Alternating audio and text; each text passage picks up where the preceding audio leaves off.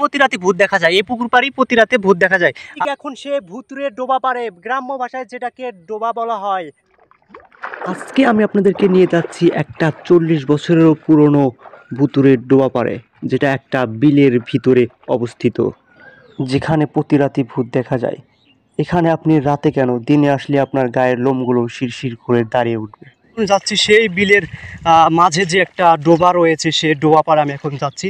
আর আমি আপনাদেরকে দেখাবো যে পুকুর পাড়ে যে ডোবাতে একজনকে আজ থেকে 40 বছর আগে যেখানে মার্ডার করে ফেলে রাখা হয়েছিল, একজনকে পানা দিয়ে চাপ দিয়ে রাখা ছিল, ঠিক ওই জায়গাতে সে ডোবাটি এই জায়গাটি জুম করলে দেখা যাচ্ছে না, কারণ ওটা অনেক দূরে।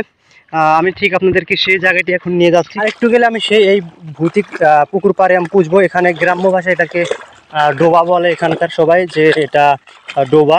এই যে সামনে আর একটু গেলে সেই ডোবা যেখানে আপনার একজনকে মার্ডার করে সেই ডোবাতে রাখা হয়েছিল, সেই ডোবাতে আমি এখন যাচ্ছি।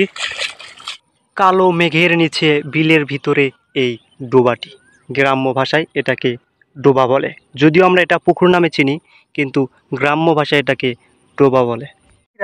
প্রতি রাতে এই ডোবাতে অনেক ধরনের ভৌতিক ঘটনা ঘটে, এটা এলাকার আশেপাশে সবার থেকে শোনা। এখানে নাকি অনেক ধরনের ভৌতিক ঘটনা ঘটে, যে রাতে সন্ধ্যার পরে এখানে দেখা যায় অনেক কিছু, অনেক ধরনেরই প্যারানরমাল ঘটনা ঘটে।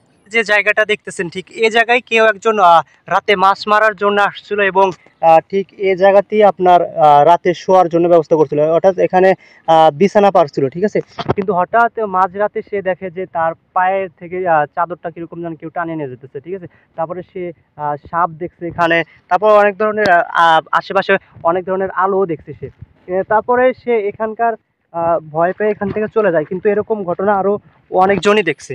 আমার বিশ্বাস করতে একটু সমস্যা হচ্ছিল, কিন্তু এখানে আসার পর সেটা আমার আর কিছুই মনে হয়নি, কারণ এখানের যে পরিবেশ, যে অবস্থা, সেটা দেখলে আপনারও মনে হবে আসলে কিছু হতে পারে। কারণ এটা একটা মাঝ বিলের ভিতরে, আশেপাশে কোনো বাড়িঘর নেই। দেখেন কত দূরে বাড়িঘর, দেখছেন কত দূরে। তো মাছ এই ডোবার ভিতরেই এক কথায় এখানে আপনার একটা মার্ডার করা হয়েছিল, ঠিক আছে। আজ থেকে প্রায় 40 বছর আগে এখানে মার্ডার করে রাখা হয়েছিল। আর ঠিক এই ডোবাতেই তাকে তখন এখানকার যেটাকে পানা বলে, ঠিক আছে, পানা দিয়ে চাপা দিয়ে রাখা হয়েছিল এই ডোবাতে, ঠিক আছে।